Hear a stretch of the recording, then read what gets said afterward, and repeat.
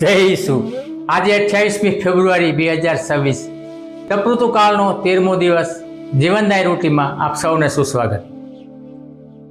Mother Teresa આલ્બેનિયન મૂળની Catholic સાધ્વી હતા। તેમણે ભારતમાં આવી મિશનરીઝ ઓફ ચેરિટીની સ્થાપના કરી અને ગરીબોમાં ગરીબ લોકોની સેવા માટે પોતાનું આખું જીવન અર્પણ કર્યું। આજે વિશ્વ તેમને પ્રેમ અને દયાના જીવંત પ્રતીક તરીકે ઓળખે છે, પરંતુ તેઓ શરૂઆતથી જ રસ્તા પર સેવા કરતા નહોતા। કલકત્તામાં લોરેટો સંઘમાં તેઓ શિક્ષિકા અને મુખ્ય અધ્યાપિકા હતા। સુરક્ષિત જીવન, માન, સન્માન અને સફળતા બધું તેમની પાસે હતું। માનવીય દ્રષ્ટિએ તેઓ જીવનના શિખરે હતા। એ જ સમયે તેમણે પોતાના હૃદયમાં એક આંતરિક હાકલ અનુભવી। ઈસુએ તેમને ગરીબોમાં ગરીબ લોકો વચ્ચે જઈ સેવા કરવા બોલાવ્યા। આ નિર્ણય સહેલો ન હતો। તેમણે આરામ, સુરક્ષા અને પ્રતિષ્ઠા છોડવી પડી।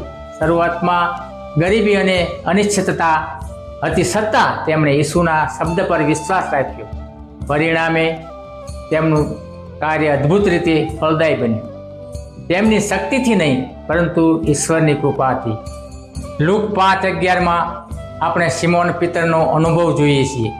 આખી રાત મહેનત છતાં કંઈ મળ્યું નહીં, પરંતુ ઈસુએ કહ્યું, હોડી ઊંડા પાણીમાં લઈ લે અને તારી જાળ માછલા પકડવા માટે પાણીમાં નાખ। ઈસુના શબ્દ પર વિશ્વાસ રાખી જાળ નાખતા જાળ ભરાઈ ગઈ।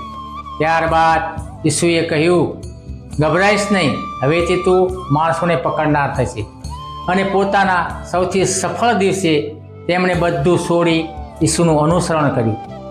આ ઘટના આપણને શીખવે છે કે પ્રભુ તરફ વળવાનો શ્રેષ્ઠ સમય માત્ર નિષ્ફળતામાં નહીં, પરંતુ સફળતાના ક્ષણે પણ છે, કારણ કે દરેક આશીર્વાદ અને દરેક સફળતા ઈશ્વર પાસેથી જ આવે છે।